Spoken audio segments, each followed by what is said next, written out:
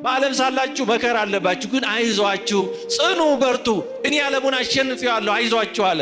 ስለዚህ ፈተና ሲመጣ እምነታችንን የሚሸረሽር ተስፋችንን እንደ ጦር የሚዋጋ ፈተና ሲመጣ አርፈ ተቀመጥ፣ ይሄ ክፉ መንፈስ ነው ከኔ ወግድ፣ እኔ በአምላኬ ተስፋዬ የጸና ነው፣ በአምላኬ እታመናለሁ ማለት ነው።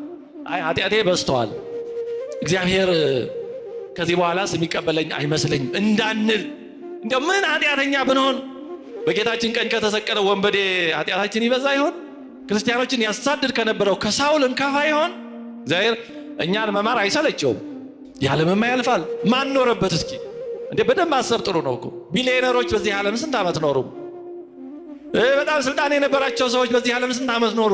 የዓለም እንግድነት ነው፣ ያልፋል ሁሉ። በዚህ ዓለም ላለው ኑሯችን ከሆነ የመጨረሻ አሳዛኞች ነን። ለምን እንዲህ ከሆነ መጾሙ መጸለዩ ሁሉ ምን ያስፈልጋል? ሰው ተስፋ ከቆረጠ በጸሎትም አይጸናም፣ በመከራም አይታገስም፣ በቀላሉ እጅ ይሰጣል። ተስፋ ታላቅ ጸጋ እንደሆነ ሁሉ ተስፋ መቁረጥ ደግሞ የመጨረሻው ከባድ ፈተና። ብዙ ሰዎች ወደ ተሳሳተ ውሳኔ የሚሄዱ ተስፋ ከመቁረጣቸው የተነሳ። ተስፋ የቆረጠ ሰው ምንም ከማድረግ ወደ ኋላ አይልም። ለራሱ ተስፋ የሌለው ሰው የሌላውንም ተስፋ ያጨልማል። አደገኛ። ከኃጢአት የሚጸናው ተስፋ መቁረጥ ነው። ከፈተና የሚጸናው ተስፋ መቁረጥ ነው። ኃጢአት ሲበዛ ልቡናን ያደነድናል። ልቡና ሲደነድን ተስፋ ወደ መቁረጥ ይደርሳል። አካላዊ፣ ህሊናዊ ጉዳቶች፣ ጠባሳዎች የመሳሰሉት የመከዳት ስሜት ሊሆን ይችላል። እንዲህ ያሉ ነገሮች ጥለውብን የሚያልፉ ጠባሳ በኋላ ላይ በተለይ ለዛ ጠባሳ የምንሰጠው ትርጉም ወደ ተስፋ መቁረጥ ሊወስደን ይችላል። ሌላው ጨለምተኛ የሆነ እሳቤ ነው። ፔሲሚስቲክ የሆነ ማለት ነገሮችን ሁሉ በአሉታዊ መመልከት በሽታ።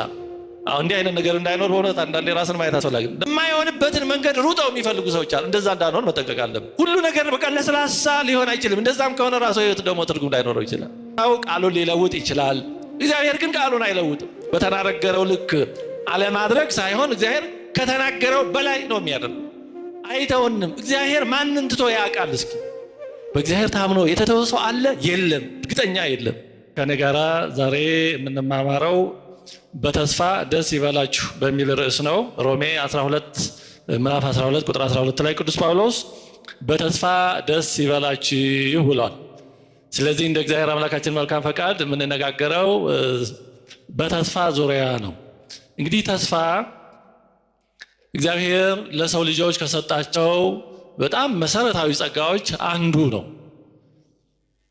ተስፋ እድሜ ቀጥል ነው።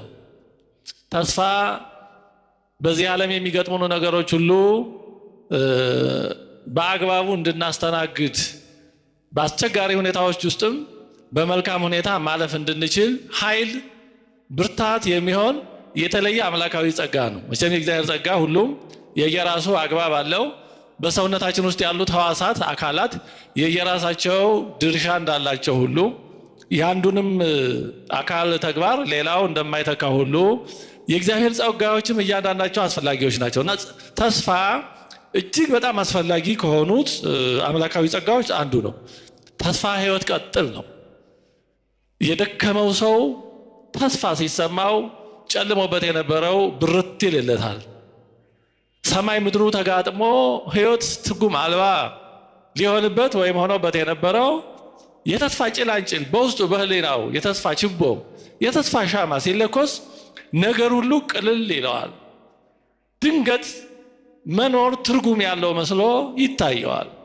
በተቃራኒው ደግሞ ይህን ጸጋ ካጣን ያለን ነገር ሁሉ ትርጉም አልባ፣ ዋጋ አልባ፣ እንዲሁ ዝም ብሎ ከንቱ ሆኖ ይታያል። ገንዘብ ቢኖር፣ ሀብት ቢኖር፣ ስልጣን ቢኖር፣ ቤተሰብ ቢኖር፣ ምንም ቢኖር ተስፋ ከሌለ ይሄ ሁሉ ከንቱ ድካም፣ እንዲሁ ዓላማ የሌለው ትርጉም የሌለው መዳረሻ የሌለው ከንቱ ልፋት ሆኖ ይታያል። ስለዚህ ተስፋ ነገሮችን የምናይበት ማያ መነጽራችን ነው። ነገሮችን በተስፋ ውስጥ ሆነን ስናያቸውና በተቃራኒው ከተስፋ ርቀን ስናያቸው ያው አንዱ ጉዳይ ግን የተለያየ ሆኖ ነው የሚታየን። አንዱ ጉዳይ ግን የተለያየ ሆኖ ይታየናል። ለምሳሌ ቅዱሳን ሰማዕታት በመከራ ውስጥ ተስፋ ስላላቸው የሚመለከቱት ድል አድራጊነትን ነው፣ የሚመለከቱት አምላካቸውን ነው። ስለዚህ በመከራው አልፈዋል፣ ድል አድርገዋል፣ ሰማዕታት ሆነዋል። በአንጻሩ ደግሞ ቅዱሳን ሰማዕታት ከተቀበሉት መከራ ምናልባት 1% ማትሆን መከራ ስትገጥመን ደግሞ ከተስፋ ውጭ ከሆንን ኮሽ ሲል እንኳን ያስደነግጠናል። በጣም ትንሹ ነገር እጅግ በጣም ያበሳጨናል። በጣም ትንሽ የሆነችው ነገር ሕይወትን ሁሉ ነገር ጣዕም ታጠፋብናለች። ልዩነቱ ምንድነው ካል በውስጣችን ያለው የተስፋ ሁኔታ ነው። ከባዱን ቀላል የሚያደርገው፣ ቀላሉንም ከባድ የሚያደርገው በውስጣችን ያለው የተስፋ ሁኔታ ነው፣ የተስፋ ኃይል ነው። ተስፋችን ጠንካራ ከሆነ በፈተናዎች ውስጥ ጠንክረን ማለፍ እንችላለን። የሚገጥሙን ነገሮች ሁሉ ከዛ ባሻገር እናያለን፣ እንዘላቸዋለን። እነዛ ነገሮች ጊዜያዊ ኃላፊ መሸጋገሪያ እንጂ ፍጻሜ እንዳልሆኑ መረዳት እንችላለን። በአንጻሩ ተስፋው የደከመ ሰው ከሆነ ግን በጣም ትንሽ የሆነው ነገር ሁሉ ያበሳጨዋል፣ ያሰኘዋል። ትንሽ ትልቁ እረፍት ይነሳዋል። ስለዚህ ተስፋ እጅግ በጣም መሰረታዊ ነገር ነው። እግዚአብሔርም የተስፋ አምላክ ተብሎ ተጠርቷል። ሮሜ 15:13 ላይ እግዚአብሔር የተስፋ አምላክ ተብሏል። አንደኛ ጢሞቴዎስ 1:1 ላይም መድኃኒታችን እግዚአብሔር ተስፋችንም ኢየሱስ ክርስቶስ ተብሏል። መድኃኒታችን እግዚአብሔር ተስፋችንም ኢየሱስ ክርስቶስ። አንደኛ ቆሮንቶስ 13:13 ላይ ቅዱስ ጳውሎስ እምነት፣ ተስፋ፣ ፍቅር እነዚህ ሶስቱ ጸንተው ይኖራሉ አለ። ተስፋ ደረጃው ከእምነትና ከፍቅር ጋር ነው። ሶስት መሰረታዊ ጸጋዎች እምነት፣ ተስፋ፣ ፍቅር። ከነዚህ ስለ አንዱ ነው ዛሬ እያየን ያለን። ቅዱስ ጳውሎስም በዚህ ምድር በሚደርሱብን መከራዎች፣ ሐዘኖች ስብር ድቅቅ እንዳንል እንዲህ ሲል ትምህርቱን ምክሩን ሰጥቶናል። አንደኛ ተሰሎንቄ 4:13 ላይ ነገር ግን ወንድሞች ሆይ ተስፋ እንደሌላቸው እንደሌሎች ደግሞ እንዳታዝኑ አንቀላፍተው ስላሉቱ ታውቁ ዘንድ እንወዳለን ይላል። ስላረፉ ስለሞቱ ወገኖቻችን ማለት ጨርሶ አታልቅሱ አትዘኑ አላለም። የሞተን ሰው አዝኖ አልቅሶ መሸኘት ተገቢ ነው። ግን ተስፋ እንደሌላቸው አይሆና አዘናችሁ ነው። ትንሣኤ ሙታን እንደሌለ ወደ እግዚአብሔር እንደማይሄዱ ሞት የመጨረሻ እንደሆነ አድርጎ ስብር ድቅቅ ማለት ተገቢ አይደለም። ተስፋ እንደሌላቸው እንዳታዝኑ። እኛ ታላቅ ተስፋ አለን። ሞትን ድል ያደረገ አምላክ አለን። ሞት መሸጋገሪያ ነው። ስለዚህ ይህን እያሰባችሁ ይላል። ርዕስ አድርገን የወሰድነው ሮሜ 12:12 ላይ በተስፋ ደስ ይበላችሁ፣ በመከራ ታገሱ፣ በጸሎት ጽኑ። በጣም መሰረታዊ የሆኑ የህይወት መርሆች ናቸው። በተስፋ ደስ ይበላችሁ፣ በሚደርስባችሁ ነገር ሁሉ በተስፋ ደስ ይበላችሁ ነው። በተስፋ ደስ ይበላችሁ ማለት መከራ አይገጥማችሁም፣ ችግር አይገጥማችሁም፣ ሐዘን አይደርስባችሁም ማለት አለ። በዚህ ሁሉ ግን በተስፋ ደስ ይበላችሁ። ይህን ሁሉ በተስፋ ከቃኘ ነው ቀላል ይሆናል። ቀላልም ባይሆን መሻገር የሚቻል ይሆናል። ስለዚህ በተስፋ ደስ ይበላችሁ፣ በመከራ ታገሱ። አያችሁ፣ በመከራ እንድንታገስ የሚያደርገን ተስፋ ነው። ተስፋ ካለ በመከራ መታገስ ይቻላል። በጸሎት ጽኑ። ተስፋ ሲኖር በጸሎት መጽናት እንችላለን። አምላካችንን እንጠራዋለን። ሰው ተስፋ ከቆረጠ በጸሎትም አይጸናም፣ በመከራም አይታገስም፣ በቀላሉ እጅ ይሰጣል፣ በትንሹ ነገር ይሸነፋል።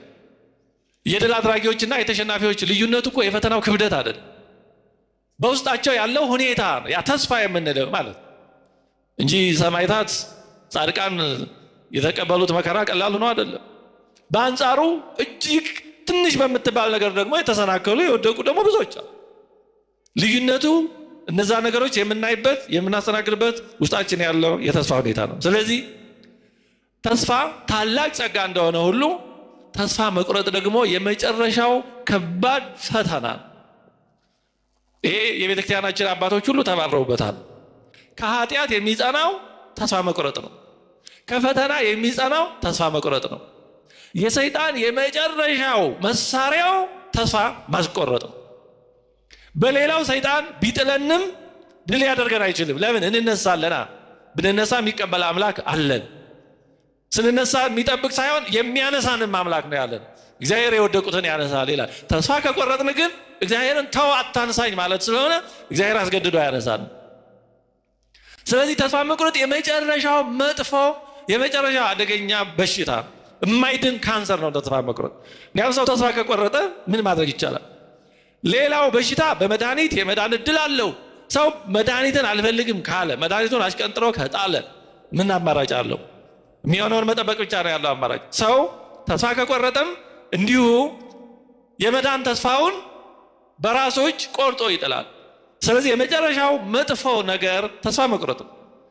ዮሐንስ ዘሰዋስው የተባለ እንዲህ ይላል፣ በኃጢአት የወደቀ ሰው በተስፋ መቁረጥ እንደወደቀ ሰው ያህል የጠፋ አይደለም። በኃጢአት የወደቀ ሰው በተስፋ መቁረጥ እንደወደቀ ሰው የሚያሳዝን አይደለም። ለምን? በኃጢአት የወደቀ ሊነሳ ይችላል። ተስፋ የቆረጠ ግን በምን ይነሳል? ከተስፋ መቁረጡ ነው መጀመሪያ መነሳት ያለበት። በተስፋ መቁረጡ ከቀጠለ ምንም ሊያድነው አይችልም።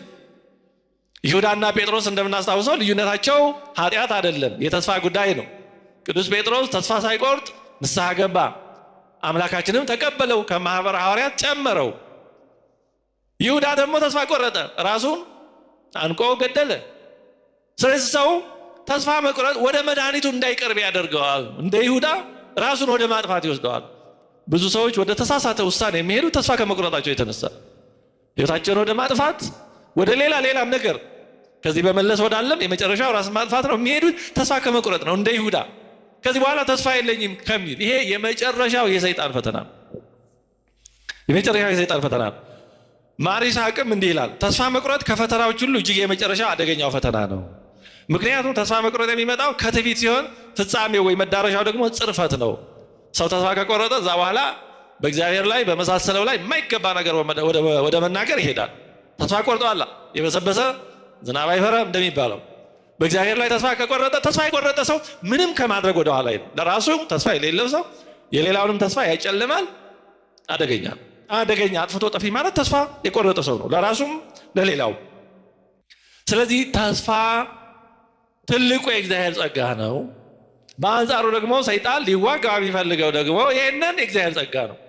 ተስፋችን እንዲደበዝዝ በሆነውም ባልሆነውም፣ በተጨበጠውም ባልተጨበጠውም፣ በግላችን በሚሆነውም በሀገር በዓለም በሚሆነውም ብቻ በአንድም ይሁን በሌላ ተስፋ እንድንቆርጥ ሰይጣን የተለያዩ ነገሮችን በስክሪን እንደማሳየት በአይምሯችን እያመጣ ተስፋ ወደ መቁረጥ እንድንሄድ ይፈትነናል።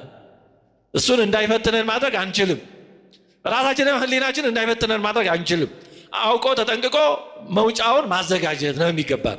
ታዲያ እንዲሁ ለተስፋ መቁረጥ የሚያጋልጡ ነገሮች ምን ናቸው? ወደ መፍትሄው ሊረዱ ወደሚችሉ ጉዳዮች ከመሄዳችን በፊት የችግሩን መንስኤዎች ትንሽ ብናነሳ ጥሩ ነው። ተስፋ ወደ መቁረጥ የሚወስዱ ነገሮች ብዙ ናቸው። አንዱ ኃጢአት ነው። ትልቁ ወደ ተስፋ መቁረጥ የሚወስደው አንዱ ኃጢአት ነው። ኃጢአት ማለት ኢላማውን የሳተ ድርጊት ማለት ነው። የተሳሳተ ምርጫ ወይም ውሳኔ ነው። ኃጢአት ማለት የተሳሳተ ነው። ፍቅርን በተሳሳተ መንገድ መፈለግ፣ ህይወትን በተሳሳተ መንገድ መፈለግ፣ ጥሩን ነገር በተሳሳተ መንገድ መፈለግ፣ እንደዚህ ነው። ኃጢአት ማለት በተሳሳተ አቅጣጫ የሚደረግ ድርጊት ነው። ድርጊቱ በራሱ ኃጢአት ላይሆን ይችላል፣ ግን አቅጣጫ አካሄዱ ነው ኃጢአት የሚያደርገው እንጂ ለምሳሌ በአግባብ በትዳር ቢሆን ኃጢአት የማይሆነው ከዛ ውጭ ከሆነ ኃጢአት ይሆናል። እንደዚሁ ማለት ነው። ሁሉም ነገር በአግባብ ሲሆን ጽድቅ ይሆናል፣ እግዚአብሔር የሚመሰገንበት ይሆናል። በተቃራኒ ሲሆን ደግሞ ኃጢአት ይሆናል።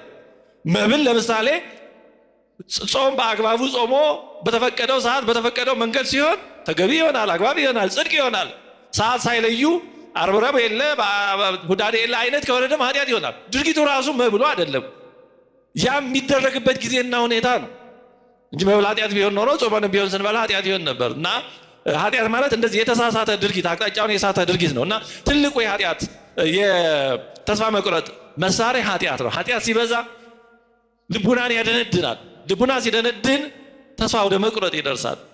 ተስፋ መቁረጥ ደግሞ በእግዚአብሔር ላይ የማይገባ ነገር ወደ መናገር ይወስዳል። ስለዚህ አንዱ መንስኤ ኃጢአት ነው። ሌላው ለሕይወትና ለደስታ የተሳሳተ ትርጉም መስጠት ወይም ለዛ የሚሰጥ የተሳሳተ ትርጉም ነው ወደ ተስፋ መቁረጥ የሚወስደው። ምን ማለት ነው? ሕይወትን በተሳሳተ መነጽር ማየት፣ በተሳሳተ መለኪያ መለካት፣ ደስታን ሕይወትን ከማይገኙበት መፈለግ። ለምሳሌ በገንዘብ እርካታን አገኛለሁ ብሎ ማሰብ፣ በጌጣጌጥ፣ በመዋዋብ፣ ባለባበስ፣ ስራ በመያዝ፣ በትዳር ልጅ በመውለድ በዚህ ሁሉ ደስታን አገኛለሁ፣ በቃ ሕይወትን ጭብጥ አድርጌ ኢንጆይ አደርጋለሁ፣ እኖራለሁ፣ ደሰታለሁ ብሎ ሰው ካቀደ እነዚህ ነገሮች እንደታሰበው ስለማይሆኑ ሁሉም የራሳቸው ውጣ ውረድ ስላለባቸው ኋላ ከገባባቸው በኋላ እንደጠበቀው ሆኖ ስለማያገኘው ስለማታገኘው ተስፋ መቁረጥ ይመጣል። አይ ለዚህ ብዬ ይሄን ሁሉ እንዲህ ኖሯል ወደ ማለት ይመጣል። ከዛ መጀመሪያ የጠበቀው የተሳሳተ ስለነበረ እንደተገመተው እንደታሰበው ብዙ ጊዜ ስለማይሆን አሁን አለመርካት ይመጣል፣ ብስጭት ይመጣል። ከዛ ያገባው ከትዳር አጋሩ፣ ሌላው ከጓደኛው ከምኑ ጋራ ከራሱም ጋር መጣላት ይመጣል። በዚህ ሂደት ብስጭት፣ አለመደሰት እንዲህ ያለው ነገር ይበረክታል። ከዛ ደግሞ ሌላው ይሄን እያየ ለራሳችን የሚሰጠን ግምት ሊኖር ይችላል። ባይኖር እንኳን ራሳችን ሌላው እንዲህ ይለኛል ብለንም ለራሳችን የምንሰጠው እውነተኛም ይሁን የተሳሳተ ስዕል ሊኖር ይችላል። ይሄ ሁሉ እርስ በራሱ እየተደማመረ ወደ ብስጭት፣ ተስፋ ወደ መቁረጥ ሊወስደን ይችላል። ስለዚህ ስለ ሕይወት እጅግ አስፈላጊ የሆነውን ነገር ዘንግቶ ርካሽ ከሆኑ ነገሮች ደስታንና እርካታን አገኛለሁ ብሎ ማሰብ የበለጠ ለተስፋ መቁረጥ ሊያጋልጥ የሚችል ነገር ነው። ደስታን በማይገኝባቸው መንገዶች በውጫዊ በሆኑ ተራ ነገሮች አገኛለሁ ብሎ ማሰብ በእውነቱ ባለባበስ፣ በመኳኳል፣ በመቆነጃጀት፣ የተለያዩ ነገሮችን በማሳመር እንዲህ ባለ ነገር ሀብት በማብዛት የተሻለ መኪና በመንዳት እንዲህ ባለ ነገር ደስታን እርካታን አገኛለሁ ብሎ ማሰብ የበለጠ ወደ ብስጭት ነው ብዙ ጊዜ የሚወስደው። በተለይ ህሊና ላለው ሰው ይሄ እንዳልሆነ ህሊናው ስለሚነግረው ሁሉም ሰው ህሊና አለው። ህሊና የሌለው ሰው የለም። ግን አንዳንዱ ሰው ህሊናው በተለያየ ነገር ለመደለል እንደዛ ይሞክራል። ግን ስቲል ህሊና ከውስጥ መደወሉ አይቀርም። ስለዚህ እንዲህ ያሉ ነገሮች ወደ ተስፋ መቁረጥ ሊወስዱ ይችላሉ፣ ብዙ ጊዜ ይወስዳሉ። ሌላው በህይወታችን ውስጥ የምንፈልጋቸው ነገሮች አለማግኘት፣ የጠበቅነው ነገር ምናልባት እንደፈለግነው እንደጠበቅነው ሳይሆን ሲቀር ብዙ ጊዜ መበሳጨት፣ አለመርካት፣ ከዛን ተስፋ መቁረጥ ሊመጣ ይችላል። ስራ፣ ሀብት፣ ትዳር፣ ልጅ፣ ጤና እንዲህ ያሉ ነገሮች በምንፈልገው በተመኘነው ልክ ካልሆነ ውስጣችን ያለው እንዲህ መሆን ነበረብኝ የሚለው ኢጎ እየጮኸ ራሳችንን ዋጋ የለሽ ምንም ያሰብነውን ያላሳካን ህይወታችን ትርጉም የሌለው በከንቱ የደከምን መኖራችንም ትርጉም የሌለው እያስመሰለ ሊያሳየን ይችላል። ሌላው ባለፈ ህይወታችን የገጠሙን ችግሮች ካሉ በአንድ በሌላ መንገድ ሊኖር ይችላል። አይነቱ ነው እንጂ የሚለያየው በአስተዳደግ ባኗኗር መቼም የሆነ ችግር ያልገጠመው በሆነ ውጣ ውረድ ውስጥ ያላለፈ ሰው ማግኘት በጣም አስቸጋሪ ነው እና በልጅነታችን በአስተዳደጋችን በመሳሰሉ የገጠሙን የደረሱብን ነገሮች ካሉ አካላዊ፣ ህሊናዊ ጉዳቶች፣ ጠባሳዎች የመሳሰሉት የመከዳት ስሜት ሊሆን ይችላል። እንዲህ ያሉ ነገሮች ጥለውብን የሚያልፉ ጠባሳ በኋላ ላይ በተለይ ለዛ ጠባሳ የምንሰጠው ትርጉም ወደ ተስፋ መቁረጥ ሊወስደን ይችላል። ብዙ ጊዜ በዚህ ረገድ ያሉ የስነ ልቡና ባለሙያዎችም እንደሚሉት ራሳቸው ድርጊቶቹ አይደሉም ወደ ተስፋ መቁረጥ የሚወስዱን፣ ለድርጊቶቹ የምንሰጠው ትርጉም ነው። ያን በበጎ ከተረጎም ነው ህይወት ውጣ ውረድ ነው። ማንም ሰው የሚያድግበት የራሱ መንገድ አለው። ሁሉም እንዲሁ በገነት አላደገም፣ በምድር ነው ያደገው። ሁሉም ከተመሳሳይ ቤተሰብ አላደገም። ሁሉም በምቾት አላደገም። ስለዚህ እያንዳንዱ የሚያድግበት የራሱ መንገድ አለ። የኔም የዛ አንድ ገጽታ ነው ብለው የባለፈውን ተቀብለው የሚታረም የሚስተካከል ካለ አስተካክሎ ካልሆነም ደግሞ እንዳለ ተቀብለው ወደፊት የሚጓዝ ከሆነ ችግር የለው። ግን ወደኋላ 10 ጊዜ እየተመለሰ ወይ እንዲህ ተደርጎብኝ እንዲህ ሆኜ እገሌ ገሊት እንዲሆነ አድጎብኝ እያለ ሁሌ ወደኋላ እየተመለሰ ራሱን የሚያቆስል የሚደበድብ ከሆነ ህይወቱ ወደፊትም ተስፋ እየቆረጠ ነው። የባለፈው የወደፊቱን ያጨልምበታል ማለት ነው። የእስክንድር ፈረስ እንደተባለው የራሱ ጥላ ያስደነብረዋል አይነት ይሆናል እና በተለይ ለባለፉ ገጠመኞቻችንና ላለፍንባቸው ውጣ ውረዶች ከልክ ያለፈ ክብደት መስጠት፣ ሁሌ አይምሮን ወደዛ መመላለስ የወደፊቱም ጨልሞ እንዲታየን ወደፊትም ከዛ የተለየ ሊጠብቀን እንደማይችል በቃ የኛ ህይወት ዝም ብሎ ከንቱ ባለፈው እንደሆንኩ እያልን የባለፈውን ወደፊትም እየዘረጋን እንድንጨነቅ ሊያደርገን ይችላል። ሌሎች ስለሚሉ ነገር አብዝቶ መጨነቅ ነው ወደ ተስፋ መቁረጥ የሚወስደው። ሌሎች ሊሉን ስለሚችሉት ነገር ከመጠን በላይ አብዝቶ መጨነቅ አንዱ የጭንቀት ምክንያት ነው። መቼም ይሉንታ ያስፈልጋል አይደለም? ይሉንታ ያስፈልጋል። ሰው ምን ይለኛል ማለት ያስፈልጋል። ግን ከልክ ካለፈ ግን መጥፎ ነው። እንዴ ሰው የሚለው ደግሞ አያጣማ። ይሉንታ በጣም አስፈላጊ ነው። እኔ እንደፈለገ ሌላው ምን አገባ አይባልም፣ ነውር ነው። ያገባዋል። የምንኖረው በአንድ ዓለም ነዋ። ደግሞ እኛ ክርስቲያኖች የአንድ ክርስቶስ አካላት ነን። የአካል ክፍሎች ሕዋሳት ሜምበር ነን። ስለዚህ እጅ ስለ እግር አያገባኝም ልትል አትችልም። ጆሮ ስለ አይን፣ አይንም ስለ ጆሮ አያገባኝም ሊል አይችልም። አንድ አካል ነው፣ አንድ ህይወት ነው ያለው። እኛም እንደዛ ነን ክርስቲያኖ። ስለዚህ ክርስቲያን በተለይ በእኔ አለባበስ በእኔ አነጋገር ማንም አያገባው አይባልም። ስህተትም ኃጢአትም ነው፣ ክደት ነው። እንዲህ አይባልም። ግን ደግሞ ሁሉም ደግሞ በልክ ነው። ምግብም በልክ ነው አይደል? ውሃም በልክ ነው። ሁሉም በልክ ነው። አየርም በልክ ነው። ከበዛ ነፋስ ሆኖ ይወስደናል እኮ። ስለዚህ ይሉንታም በልክ ነው እንጂ ከመጠን በላይ ምን ይሉኝ ይሆን እያል በሁሉ ነገር ከተጨነቅን ስለ መፈጠራችን የማያስታውሱን የማያውቁን ሰዎች ሁሉ በቃ ሊያስጨንቀን ይችላል። እነዛ ሰዎች እኮ የሚያውቁንም የማያውቁንም ስለኛ በዛ ቅጽበት እኮ ስለመኖራችንም ዘንግተው ሊሆን ይችላል። ግን እኛ ምንም ስለመኖራችን ምን እየሆን እንደሆነ ሊያስቡ እንኳን ስለማይችሉ ወይም ስለማያስቡ ሰዎች ሁሉ ምን ይሉኝ ይሆን እያልን እየተጨነቅን ራሳችንን ከጭንቀት ብዛት ወደ ተስፋ መቁረጥ ዋጋ የለኝም፣ በሰዎች ዘንድ አልከበርም፣ ሰዎች እኔን ዋጋ አይሰጡኝም ወደሚል የተሳሳተ ግምት ሊወስደንና ተስፋ ወደ መቁረጥ ሊያደርሰን ይችላል። ሌላው ጨለምተኛ የሆነ እሳቤ ነው። ፔሲሚስቲክ የሆነ ነገሮችን ሁሉ በአሉታዊ መመልከት በሽታ። እንዲህ አይነት ነገር እንዳይኖር በእውነት አንዳንዴ ራስን ማየት አስፈላጊ ነው። ለምሳሌ የሆነ ነገር ሲነገር ከዛ ውስጥ ሊሆን የማይችልበትን መንገድ ፈልጎ ማግኘት እንዲህ ይሆናል አረ ወዲያ በየት ታልፎ እንደዚህ እኮ ብሎ ላይሆን ይችላል የሚል አዎ ማንኛው ነገር እኮ ካልተሰራ ላይሆን የሚችልበት እድል አለው አዎ ግን ሊሆን የሚችልበትን እድል አይቶ በዛ በኩል መሞከሩ አይሻልም ሞክሮ ካልሆነም ይቀራል እንጂ ገና የሆነ ነገር ሲታሰብ የማይሆንበትን መንገድ ሩጠው የሚፈልጉ ሰዎች አሉ እንደዛ እንዳንሆን መጠንቀቅ አለብን አንዳንድ ሰዎች በእውነቱ የሆነ ሐሳብ ሲቀርብ ሊሆን እንዲችል ከመድከም ይልቅ ሊሆን እንደማይችል ለማስረዳት ወገባቸውን ታጥቀው የሚሟገቱ ሰዎች አሉ እንደው ይሄ በጣም ጨለምተኛነት ነው እንደው አይደረስ ነው አንዳንዴ ሳናቀው እንደዛ ልንሆን እንችላለን ስለይ ካስተዳደግ የምንወርሳቸው ጠባዮች ብዙ ጊዜ ሳናቃቸው ጠባይ የሆኑና እኛው እንደዛ በቃ ትክክሉ ያም ሁሉ መስሎ ሊታይ ይችላል ስለይ አስተዳደጎቻችን እንዲህ መለስ ብሎ ማየት የሚጠቅመው ለዚህ ነው በእውነቱ ምክንያቱም ጠባይ ሆነዋል የኛው ማንነት ሆነዋል እና እንደዛ ሆነን ነው የምንኖረው የምናደርገው እና እንዲህ አይነት ጨለምተኛ የሆነ ነገር በጣም ጥሩ አይደለም ሁሉ ነገር በኔጌቲቭ ማባዛት እዴው ነጭ ካለበት ነገር የሆነ ጥቁር ነጥብ ወይም ሳር ፈልጎ ይው ጥቁር አለ ምን ዋጋ አለው ማለት ጥሩ አይደለም አዎ በዚህ ዓለም ውጣ ውረድ አለ ልክ ነው ግን እንዲሆን መሞከር በጎውን ማየት በጎውን አይቶ ሞክሮ ካልሆነ ይቀራል በቃ ይሄ የግድ የዘላለማዊ ህይወት ጉዳይ አይደለም ይሞከራል ይቀራል በቃ ከዛ ቢሆን ይሆናል ባይሆን ደግሞ ትምህርት ይወሰድበታል እግዚአብሔርም ደግሞ ያን ሙከራ እንደ ገርል አድርጎ ሊያየው ይችላል እንጂ ገና ሲጀመር አረ ወዲያ ብለን የማይሆንበትን መንገድ ካየን በቃ ሳንንቀሳቀስ እዛው ነው የምንቀረው ምክንያቱም ማንኛውም ነገር ላይሆን የሚችልበት እድል አለ የፈተና የሌለው ነገር የት ይመጣል አሁን እንቅስቃሴ እኮ የሚደረገው በፍሪክሽን ነው ይባላል ፍጭት ለምሳሌ አሁን ወለል አስፋልት መንገድ እጅግ በጣም ከለሰለሰ እንደ ላስቲክ ከሆነ መኪና ያስነዳል አያስነዳም ከመጠን በላይ ከለሰለሰ ያስነዳም ከመጠን በላይ ሻካራ ከሆነ ያው ኮረኮንቺ ነው ጭቃም ከሆነ ደግሞ አይሰድም ስለዚህ ምን መሆን አለ ማይከላዊ መሆን አለበት ያው የተወሰነ ለፍሪክሽን ለፍጭት የሚሆን የተወሰነ ሽክረት መኖር አለበት እንጂ አስፋልቱ ተነጥፎ በጣም በላይ ከለሰለሰ ላይ ያስነዳ ይችላል ህይወት እንደዛ ነው ሁሉ ነገር በቃ ለስላሳ ሊሆን አይችልም እንደዛም ከሆነ ራሱ ህይወት ደግሞ ትርጉም ላይኖረው ይችላል ስለዚህ ነገሮችን ሁሉ በአሉታ ማየት አዩ ነገር ሐሳብ ሲመጣ ወዲያ ብሎ ማፍረሻውን ማንሳት ይሄ ጨለምተኛነት ነው እንዲህ ያለ ነገር በሁሉ ነገር ተስፋ ያስቆርጣል እንዲህም ቢሆን በዚህ ላይ ሆን ይችላል እንደዚህም ቢሆን በዚህ ሊፈርስ ይችላል እና ምን ይሁን በቃ ምንም ዋጋ የለውም ብሎ መጨረሻው ሁሉንም ነገር ግፍ አድርጎ ትቶ ባዶ እጅ መቅረትና ተስፋ መቁረጥ ይሆናል ስለዚህ አንዱ የጭንቀት ብሎም ደግሞ የተስፋ መቁረጥ ምክንያት ይሄ ጨለምተኛ አስተሳሰብ ነው ስለዚህ ነገሮችን ሁሉ አጨልሞ በጥቁር መጋረጃ በአሉታ ባይሆንም ባይሳካም ከማየት መውጣት ያስፈልግ እግዚአብሔርን ይዞ ደግሞ እኛ ክርስቲያኖች ደግሞ ያው እግዚአብሔርን ይዘን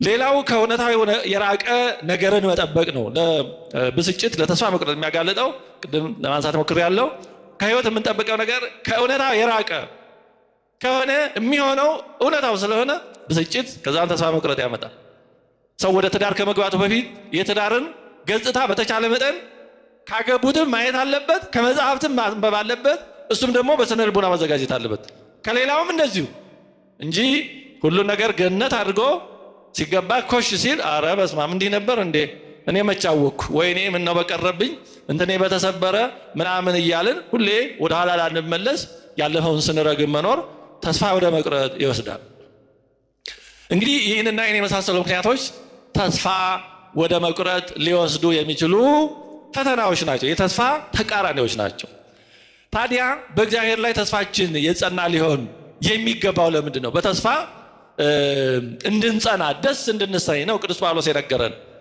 ቅዱሳን መጻሕፍት የሚነግሩት በተስፋ ደስ እንዲለን ነው ለምንድን ነው ተስፋ ሊያስቆርጡ የሚችሉ ተስፋን የሚፈታተኑ ብዙ ነገሮች ባሉበት በዚህ ዓለም በእግዚአብሔር ላይ ተስፋችን የጸና ሊሆን የሚገባው ለምንድን ነው ተስፋ የሚያስቆርጡ ነገሮች ስለሌሉ ነው ዓለሙ መንገዱ አልጋ ባልጋ ስለሆነ ነው አይደለም በእግዚአብሔር ላይ ተስፋችን የጸና ሊሆን የሚገባው በእግዚአብሔር ላይ በተስፋ ልንደሰት የሚገባባቸው ብዙ ምክንያቶች አሉ አንደኛው ምክንያት እግዚአብሔር የሰጠን ተስፋ የማይለወጥ የጸና አስተማማኝ ስለሆነ አሁን ተስፋውን የሰጠው ሰው ቢሆን ኖሮ የሰው ነገር የሰው ነው ለምን ሰው ቃሉን ሊለውጥ ይችላል እግዚአብሔር ግን ቃሉን አይለውጥም ሰው ቃሉን ባይለውጥ እንኳን እንዳለው ማድረግ ላይችል ይችላል አዎ ሰው አቅሙ ውስን ነው ዘመን ሲለወጥ ዛሬ ሀብታም የነበረው ነገ የሀብቱ ላይኖር ይችላል ዛሬ ማድረግ ስልጣን አቅም የነበረው ከሆነ ጊዜ በኋላ ያላ አብሮት ላይኖር ይችላል እግዚአብሔር ግን እንደዚህ የሚቀየር ኃይሉ ስልጣኑ የሚለዋወጥ ማንም የሚሰጠው የሚወስድበት አይደለም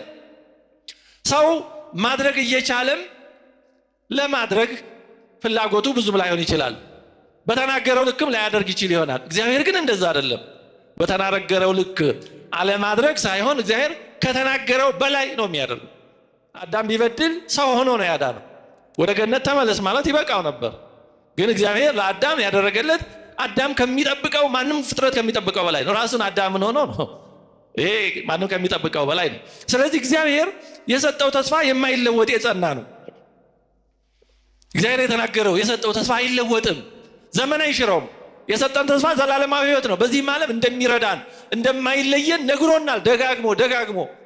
በዓለም ሳላችሁ መከራ አለባችሁ፣ ግን አይዟችሁ፣ ጽኑ፣ በርቱ፣ እኔ ዓለሙን አሸንፌዋለሁ፣ አይዟችሁ አለ። እስከ ዓለም ፍጻሜ ድረስ እኔ ከእናንተ ጋር ነኝ አለ። 2 እና 3 ሆናችሁ በስሜ ብትሰብሰቡ እኔ በዛ አለሁ አለ። ምን ያላለና አለ በእውነቱ። ይህን ያለ አምላክ ደግሞ የታመነ ነው። ሁኔታውን አይቶ የሚለወጥ አይደለም። እውነቱን ለመናገር እግዚአብሔር ከተናገረው የማይፈጸም ነገር ቢኖር ኖሮ ከክብደቱ የተነሳ የአምላክ ሰው መሆን ጉዳይ ነበር። ይሄ መጨረሻ ከባድ ነው። እግዚአብሔር ላይፈጽመው ይችል የነበረ ነገር ቢኖር ኖሮ የማይፈጽመው ልጁን ለኛ መስጠት ነበር። ይሄ ምናልባት ጆሮአችን ጠገብ ስላደረገው ቀላል ነገር መስሎ እንዳይታየን እግዚአብሔር የሰጠው አንድያ ልጁን ነው። አንድያ ልጁ ኢየሱስ ክርስቶስ ደግሞ የሰጠው ራሱን ነው። ስጋውን ደሙን ነው ቆርሶ አፍሶ የሰጠው። ይሄን ከሰጠ ሌላ ላይሰጥ ይችላል ብለን የምንጠራጠረው ምን አለ ነው። ቅዱስ ጳውሎስ ይሄንን በማድነቅ እንዲህ ይላል። ሮሜ ምዕራፍ 8 ቁጥር 32 ጀምሮ ለገዛ ልጁ ያራራለት ይላል።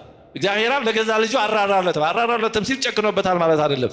ስለኛ ሲል አሳልፎ መስጠቱን መግለጹ ነው።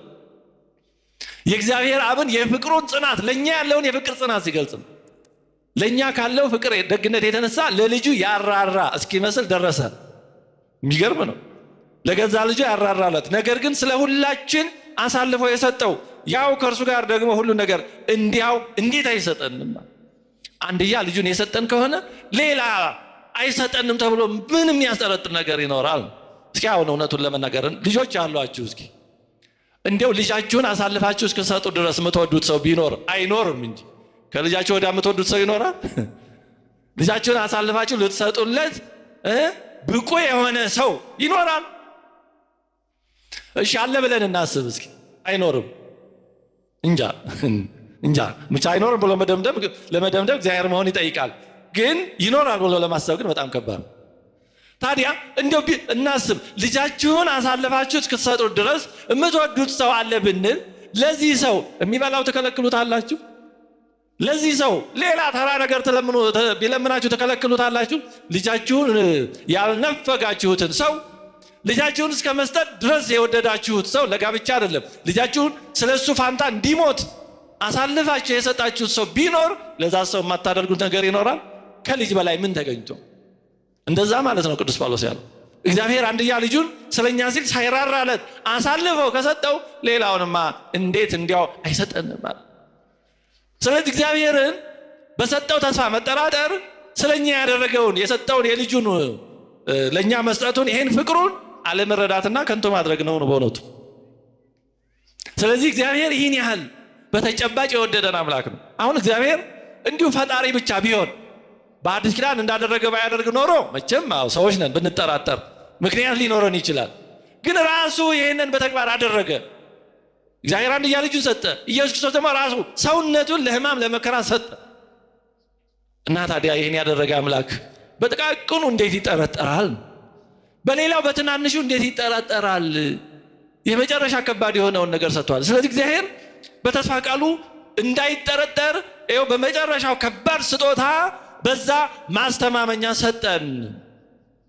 ይህን ካደረኩላችሁ ሌላውማ ምን ቁም ነገር ነው አደርግላችኋለሁ እያለ ነው። በተግባር ደግሞ ይህን አሳየን። አምላካችን ለማንኛውም ችግር ሁሉ መፍትሄ ያለው ስለሆነ ነው። ሌላው በተስፋ ደስ ሊለን የሚገባው ምክንያት እግዚአብሔር ለችግራችን ሁሉ መፍትሄ አለው። አይ እግዚአብሔር ይህን ችግር መፍታት ይችላል፣ ይሄንማ እንዴት አድርጎ የምንለው ነገር የለም። እግዚአብሔር ለኃጢአታችን መፍትሄ አለው። መድኃኒት ነው፣ ራሱ መድኃኒት ነው።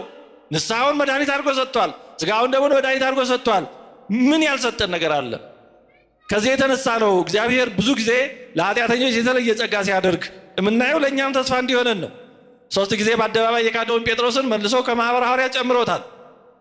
ዋና የክርስቲያኖች አሳዳጅ የነበረውን ሳውልን ክርስቲያኖችን የሚያጸና ብቻ ሳይሆን ምርጥ ዕቃ አድርጎታል።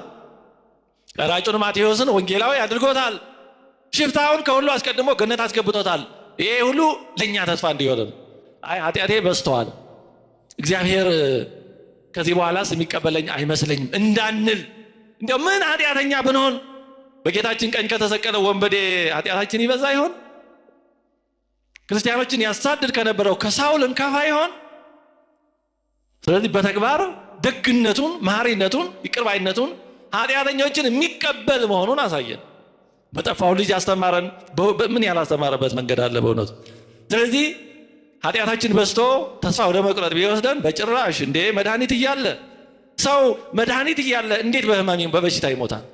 ሰው የሚበላ እያለ እንዴት በረሃብ ይሞታል? የሚበላ ሳይኖር በረሃብ ቢሞት ምን ይደረጋል? ያሳዝናል። የሚጠጣ ሳይኖር ሰው በጥም ቢሞት ያሳዝናል። የሚጠጣ ሞልቶ እንዴት ሰው በጥም ይሞታል? ድነት ተዘጋጅቶ ይኸው ቤተክርስቲያን ኑ ደወሉ ሁሉ ቅዳሴው ማህሌቱ ለእኛ ነው። ስጋው ደግሞ የሚፈተተው ለማን ነው? ለጻድቃን እኮ አይደለም፣ ለበሽተኞች ነው። መድኃኒት የሚመረተው ለማን ነው? ለጤነኞች እኮ አይደለም።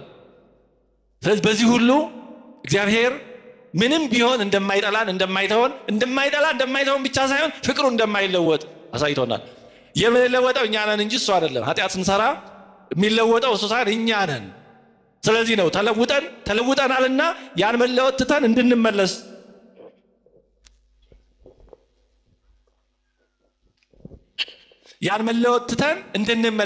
ከመለወጥ ወደ አለመለወጥ እንድንመጣ የሚመክረን ቅዱስ መቃርዮስ እንዲህ ይላል፣ 1000 ጊዜ እንኳ ብንወድቅ እግዚአብሔር እኛን ለመርዳት አይሰለቸውም፣ እኛ ለመነሳትና የእርሱን እርዳታ ለማግኘት እስከፈለግን ድረስ ይላል። እግዚአብሔር እኛን መማር አይሰለቸውም። ወንድምህን 7 ጊዜ 7 አይደለም 70 ጊዜ 70 ያለው ለዚህ ነው። ያን ያክል ጊዜ ይቅርበል። 7 ጊዜ 70 ገደብ የለውም ነው። ለጤናችንም ቢሆን መፍትሄ አለው እግዚአብሔር። ብንፈወስም ለጥቅማችን ነው፣ ባንፈወስም ደግሞ እንደ ቅዱስ ጳውሎስ ደዌውን ለጥቅማችን ያደርግልናል። ለኑሯችንስ ቢሆን እግዚአብሔር መፍትሄ የለውም?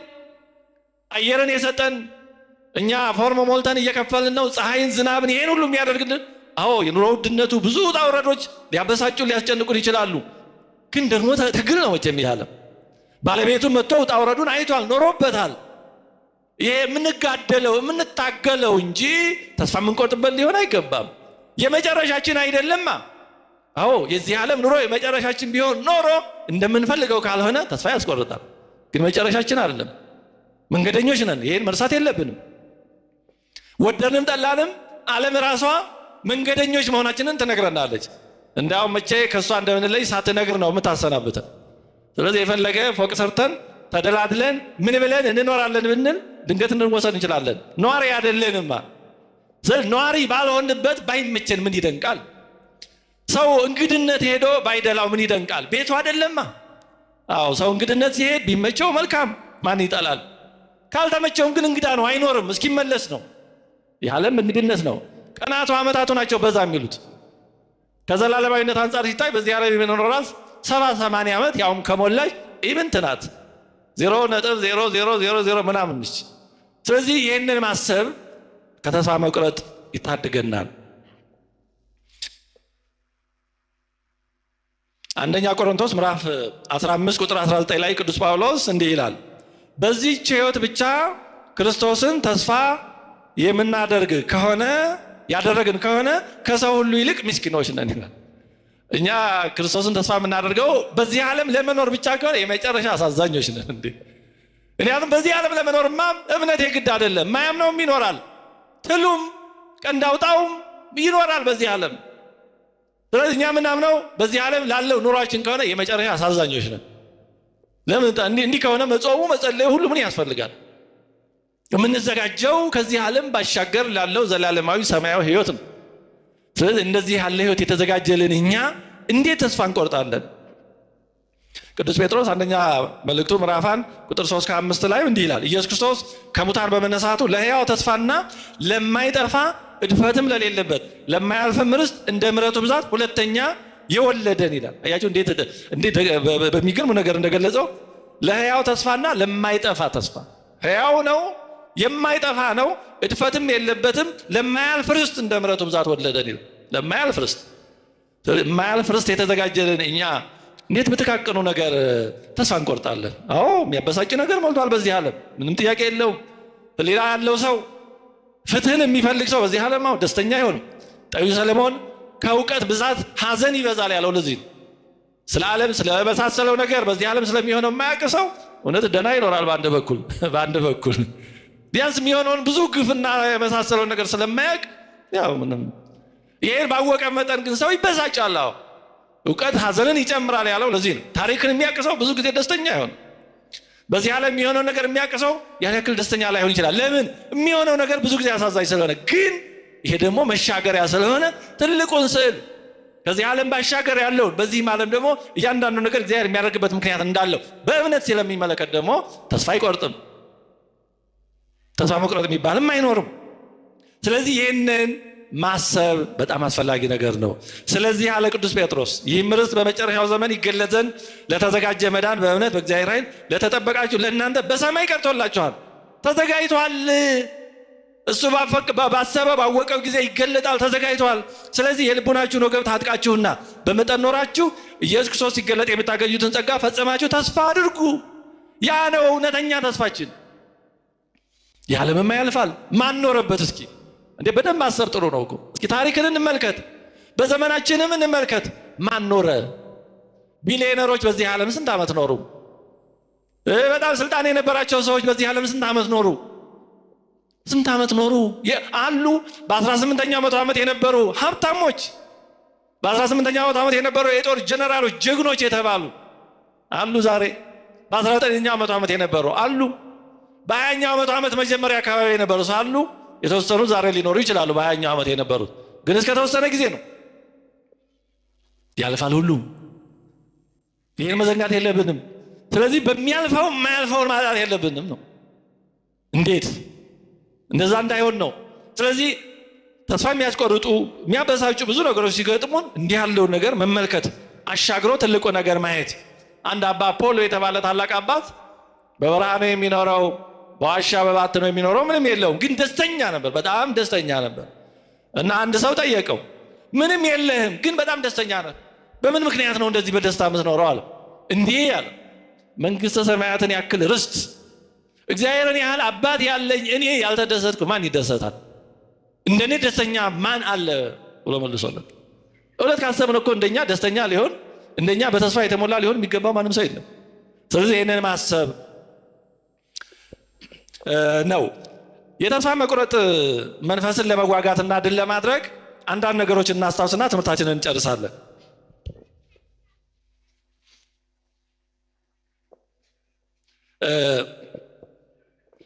የተስፋ መቁረጥን መንፈስ ለመዋጋትና ድል ለማድረግ ምን ብናደርግ ይሻላል? መግቢያው ላይ እንዳነሳ ነው ሰይጣን በጣም ትልቁ ጾሩ የተስፋ መቁረጥ መንፈስ ነው። እንደውም ራሱን የቻለ በተስፋ መቁረጥ የሚፈትን መንፈስ አለ ይላል። የተስፋ መቁረጥ መንፈስ ልክ የተለያየ እንደዚህ የሚያሰራ እርኩስ መንፈስ አለ እንደሚባለው ማለት ነው። እና በጣም ከባዱ አንዱ ይሄ ነው ይላል። ታዲያ ይህን ለማድረግ ምን እናደርግ? ትንሽ ነገሮችን አንስተን እስካሁን ካነሳነው ጋር እንጨርሳለን። አንደኛ በእግዚአብሔር መታመን ነው። በእግዚአብሔር መታመን ቀላል ነገር አይደለም። ቅድም እንዳነሳ ነው እግዚአብሔር እንደማይተወን አለመዘንጋት። አይተውንም። እግዚአብሔር ማንን ትቶ ያውቃል? እስኪ በእግዚአብሔር ታምኖ የተተወ ሰው አለ? የለም። እርግጠኛ የለም። እንኳን እግዚአብሔር ሕሊና ያለው ሰው እንኳን አይተውም። መቼም አንዳንድ ሰው ይኖራል በአቅም ማጣትም በመሳሰለው፣ ያው ሰው ነው። ግን እግዚአብሔር አይተውም። ማንን ተወው? ዳንኤልን በአንበሶች ጉድጓድ ተወው? አንበሶች በሉት? በጭራሽ አልተወውም። 30 ደቂቅን በእሳት ጉድጓድ በእሳት ውስጥ እቶን ተዋቸው? በጭራሽ አልተዋቸውም። ዮሴፍን በግብፅ በባዕድ ሀገር ተወው? አልተወውም። አከበረው በጊዜው ጊዜ እንጂ እያልን ብንቀጥል እግዚአብሔር የተወው ማንም የለም። ማንም እግዚአብሔር ትንኝን እንኳን አይተውም። ድንቢጦችን እንኳን አይተውም ተብሏል። የራሳችሁ ጠጉር እንኳን ተቆጥሯል ተብሏል። ይህን ያህል እንታወቃለን ነው። ስለዚህ ይህን ማስታወስ፣ በእግዚአብሔር መታመን። ዳዊት እንዲህ ይላል መዝሙር 41 ቁጥር 5 ላይ ነፍሴ ሆይ ለምን ታዝኛለሽ? ለምንስ ታውኪኛለሽ? የፊቴን መድኃኒት አምላኬን አመሰግነው ዘንድ በእግዚአብሔር እመኚ፣ እመኒ በእግዚአብሔር ከመ እገኒ ሎቱ ይላል። እሱን አመሰግነው ዘንድ እመኚ፣ አትናወጪ፣ ዝም ብለሽ ወዲህ ወዲያ በሱ እመኚ ይላል። ስለዚህ እንዲህ ያለ መንፈስ ሲመጣብን ነፍሴ አትናወጪ፣ እግዚአብሔር አለ፣ ዝም ብለሽ እሱን አመስግኝ፣ በሱ ታመኚ ማለት። ራስን መስበክ እኮ ከባድ ነው። ለሌላው መስበክ ያን ያክል ራስን እንደ መስበክ አይከብድም። ምክንያቱም ራስን ማታለልም አይቻልም። ከራስ ወዴት ይኬዳል? ስለዚህ ራስን ማሳመን ያስፈልጋል። እግዚአብሔርን ቃል እኮ የምንማረው ሁላችንን ያን ሰምተን በኋላ ራሳችንን ብለን የምንሰብክበት ነው። የሆነ ፈተና ሲመጣ ተማሪ የሚያጠናው እኮ ፈተና ሲመጣ ለመመለስ ነው አይደለም? እንዲሁ ለጠቅላላ እውቀት ብቻ አይደለም። ስለዚህ ፈተና ሲመጣ እምነታችንን የሚሸረሽር ተስፋችንን እንደ ጦር የሚዋጋ ፈተና ሲመጣ አርፈ ተቀመጥ፣ ይሄ ክፉ መንፈስ ነው ከኔ ወግድ፣ እኔ በአምላኬ ተስፋዬ የጸና ነው፣ በአምላኬ እታመናለሁ ማለት ነው። እግዚአብሔር አይተወኝም ማለት። አንደኛ ጴጥሮስ 5:7-8 ላይ እርሱ ስለ እናንተ ያስባልና የሚያስጨንቃችሁን ሁሉ በእርሱ ላይ ጣሉት ይላል። ሌላው ደካማነታችንን አለመዘንጋት ነው። የተስፋ መቁረጥን መንፈስ ለመዋጋት ሌላው የሚያስፈልገው ምንጊዜም ቢሆን ደካማነታችንን አለመዘንጋት፣ ራሳችንን ማወቅ ነው። የተስፋ መቁረጥ አንዱ መንስኤ ለራሳችን የምንሰጠው ተገቢ ያልሆነ ቦታ ነው። ይሄ ለራስ የምንሰጠው የተጋነነ ስዕል፣ ራሳችንን እንደተማርን እንዳዋቂ እንደምንችል አድርገን ካሰብን የሆነ ነገር ኮሽ ሲል እንደጠበቅነው ሳይሆን ሲቀር መደንገጥ፣ በመጨረሻ ዋጋ የለኝም ምንም አይሳካለኝም ወደ ማለት እንሄዳለን። እንደዚህ ለራስ የሚሰጥ ቦታ በሁለቱም አቅጣጫ አደገኛ ነው። ውድቀት፣ ችግር፣ መሰናክል ሲገጥም ወደ ተስፋ መቁረጥ ይወስዳል። ትንሽ ስኬት ሲገኝ ደግሞ ወደ ትዕቢት ይወስዳል። ወደ ትዕቢትም ከተሄደ ያው ዲያብሎስን መሆን ነው። ተስፋ ወደ መቁረጥም ከተሄደ ያው ደግሞ ሌላው ጽንፍ። ስለዚህ ለራሳችን እንሰጠውን የተሳሳተ የተጋነነ ግምት በጣም ማስተካከል ይገባል። እኛ ሰዎች ነን።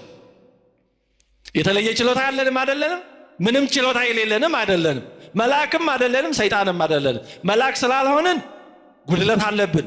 ጉድለታችን ያንዳችን ከሌላችን ይለያያል። ግን ጉድለት የሌለበት ሰው ግን የለም። ሰይጣን ስላልሆነ ደግሞ ሁሉ ነገራችን ክፉ አይደለም። የተለያየ እያንዳንዳችን ደግሞ ጥሩ ነገሮች አሉ። ስለዚህ እንዲህ ማዕከላዊ ስለሆንን እውነታውን በሚገባ መገንዘብ በጣም ተገቢ ነው። እውነታውን ስለ ራሳችን መገንዘብ በጣም ተገቢ ነው። ምክንያቱም በኃጢአት ብንወድቅ የተለያየ ነገር ቢገጥመን ለራሳችን የተጋነነ ስሜት ከሰጠን ወደ ተስፋ መቁረጥ እንሄዳለን። የሆነ ኃጢአት ስንሰራ የሆነ ድቀት ቢገጥመን አይ እኔ እንደዚህ እንዴት እሆናለሁ ብለን የምናስብ ከሆነ በጣም በራሳችን ከልክ በላይ ወደ ተስፋ መቁረጥ በሚወስድ ልክ የምንበሳጭ ከሆነ በውስጣችን ሳናውቀው የትዕቢት መንፈስ ነበር ማለት ነው። ልክ ራሳችን ለኃጢአት እንደማንነካ ለኃጢአት እንደማንበረከክ አይነኬ እንደሆነን ሳናስበው ውስጣችን አስበዋል ማለት ይሄ ስህተት ነው። አይደለንም።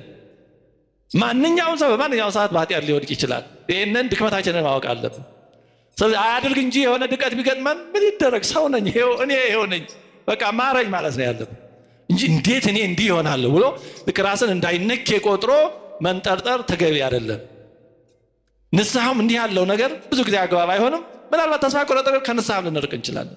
ስለዚህ ሁልጊዜም ደካማ መሆናችንን ልክ ሰውነታችን ሊታመም እንደሚችለው ታማሚ እንደሆነው በቫይረስ በባክቴሪያ በምን ሊጠቃ እንደሚችለው ሁሉ በኃጢአትም ልንጠቃ እንችላለን። እንኳን እኛ ስለ ራሴን ማለት ነው። እያንዳንዳችሁ እንደሆናችሁ አላውቅም። ያን እናንተና እግዚአብሔር ናችሁ የምታውቁት። በብዙ ጸጋ ያሉ ሰዎች እንኳን ሊወድቁ ይችላሉ። ዳዊትን ያክል ሰው በከባድ ነገር አልወደቀም፣ አይድረስ ነው እንጂ። ጴጥሮስን ያክል ሰው በአንድ ምሽት 3 ጊዜ አልካደም፣ አይድረስ ነው። ምንም ነገር ሊመጣ ይችላል፣ አይድረስ ነው። ከመጣ ወይኔ በቃ እኔ እንዲህ ነኝ መች እረባለሁ፣ ጥንቱንስ ቢሆን ያላንተ ምሕረት እኔ ምን ተስፋ አለኝ ይቅበለኝ ብሎ መነሳት ነው እንጂ ራስን እያስገበዙ እንዴት እንዲህ ይሆናል ያሉ ማሰብ ወደ ተስፋ መቁረጥ ሊወስድ ይችላል። ሌላው የሚመጡብንን አሉታዊ ሀሳቦች ሁሉ እውነት እንደሆኑ አድርጎ አለመቀበል ነው። እንሞግታቸዋል። ለምሳሌ የሆነ ሰው ስደውል ወዳጃችሁ ወይ ባል ወይ ሚስት ወይ ጓደኛ ወይ እንደዚህ ስደውሉ ባያነሱ ወይ ቴክስት ስታደርጉ ባይመልሱ በቃ ወይ ተቀይሞኝ ነው፣ ጠልቶኝ ነው፣ ንቆኝ ነው፣ ዋጋ ስለማይሰጠኝ ነው፣ እንደዚህ የሚሉ ሀሳቦች ወደ ሌላችን ሊመጡ ይችላሉ። ግን ያ ሰው ምናልባት ወይ ሳይለንት አድርጎት ስልኩን አላየው ይሆናል፣ ወይ ከባድ ስራ ላይ ሆኖ ሊሆን ይችላል። ምናልባት ደግሞ ባትሪም ጠፍቶበት ሊሆን ይችላል፣ ስልኩም ጠፍቶ ሊሆን ይችላል። ስለዚህ የሌለ ነገር ወደ ሌላችን መጥቶ በጣም በቃ ጎትጉቶ ወደ ተስፋ መቁረጥ ዋጋ የለኝም አረባም በቃ ወደሚል እንዳይወስደን እንዲህ ያሉ ሀሳቦች እንሞግታቸው። ሙሉ አይምሮአችን የሚያመጣውን ሁሉ አንዋጣው፣ አንቀበለው። አውቆ ሰይጣን የሚያመጣው ሐሳብም ሊሆን ይችላል። ላይመቸው ይችላል፣ ላያየው ይችላል። እንደዚህ ሰው ሁሉ ጊዜ እኛ ሁሉ ጊዜ ይመቸናል። እኛ ሁሉ ጊዜ የማይመቸን ከሆነ ሌላው ሁሉ ጊዜ አይመቸው። እኛ በተለያየ ምክንያት መመለስ ማንሳት ማንፈልግባቸው ጊዜዎች ይኖራሉ በተለያየ ምክንያቶቻችን። ሌላውም ሰው ደግሞ እንደዛ አይነት ምክንያት ጊዜ ይኖራል። ለኛ መስጠውን እድል ለሌላው መስጠት እንጂ ሩጦ ወደ ችኮላ ድምዳሜ ያለመድረስ በጣም ጥሩ ነው። ሌላው የሆነውን እንደሆነው መቀበል። በቃ በህይወታችን የሆኑ ነገሮች ካሉ እንደሆኑ መቀበል። የዓለም ፍጻሜ አይደለም። በዚህ የዚህ ዓለም ሁኔታ የመጨረሻውም አይደለም። ስለዚህ የምንፈልጋቸው ነገሮች እንደማንፈልገውም ቢሆኑ የተሰናከሉ የተበላሹ ነገሮች ቢኖሩ በቃ መቀበል ያለብን መስቀላችን ሊሆን ይችላል። ያ እንዳለ መቀበል። ያቱስ ከተወሰነ ድረስ ነው ከዛ ችግር ጋር ምን ኖረው ያልፋል እናልፋለን። ስለዚህ እንዳለ መቀበል፣ እውነታውን መቀበል፣ ሪያሊቲ ቼክ የሚባል እንጂ ሁሉ ጊዜ እንዴት እንዲህ ይሆናል እንዴት እያልን የምንገበገብ ከሆነ ጤናችንን እንጎዳለን፣ ወደ ተስፋ መቁረጥ እንሄዳለን። ሌላው በዚህ ዓለም ያሉ ማናቸው ነገሮች ሁሉ ጊዜያዊና ኃላፊ መሆናቸው ልብ ማለት ቅድም ለማንሳት ሞክሬያለሁ። ዓለሙ ምኞቱም ሁሉ ያልፋል። ሌላው ለራሳችን አሉታዊ ነገሮችን አለማሰብና አለማለት ትትና ተገቢ ነው። ትትና ማለት ከእግዚአብሔር ውጭ በራሳችን ምንም እንዳልሆነ መረዳት ነው። ግን ከዛ አልፎ ግን ምንም የማረባ ነኝ፣ ምንም አልጠቅም ነኝ፣ ዋጋ የለኝም፣ ደካማ ነኝ፣ ማንም አይወደኝም፣ ነገሬ ሁሉ የማይጥም ነው የሚሉ አይነት አስተሳሰቦች ግን እነዚህ ከሰይጣን ናቸው፣ አይጠቅሙም። ይሄ ትትናም አይደለም። ትትና እንደዚህ አይደለም። ትትና ጨርሶ ራስን ዋጋ ቢስ ማድረግ አለ። ምክንያቱም በእግዚአብሔር አምላክ ነው እኮ በእግዚአብሔርን ዋጋ ያለንን እኮ የምንለው ለዚህ እግዚአብሔር በመልኩ በምሳሌ የፈጠረን ልጁን የሰጠልን እንደኛ የከበረ የለም። ክብራችን ግን በእግዚአብሔር ነው፣ በራሳችን ግን አይደለም። ስለዚህ ራስን ከዚህ ከእግዚአብሔር ጸጋ ማንነት ክብር ለይቶ በቃ ምንም ዋጋ ቢስ እንደሆኑ አድርጎ ማየትም ሰይጣን ቀስ በቀስ ህይወታችን ኖርንም ሞትንም ትርጉም ወደሌለው አይነት ቀቢጸ ተስፋ ሊወስድ የሚችልበት መንገድ እንዳይሆን መጠንቀቅ ያስፈልጋል። ቢወድኝ ብሎ ልሙት ይላል፣ ቢጠሉት ምን ያመጡበታል የሚል ብሂል አለ። ሰው እንዲወደ ብሎ ልሙት፣ ቢጠሉት እስከ ሞት በላይ ምን ያመጡበታል ነው።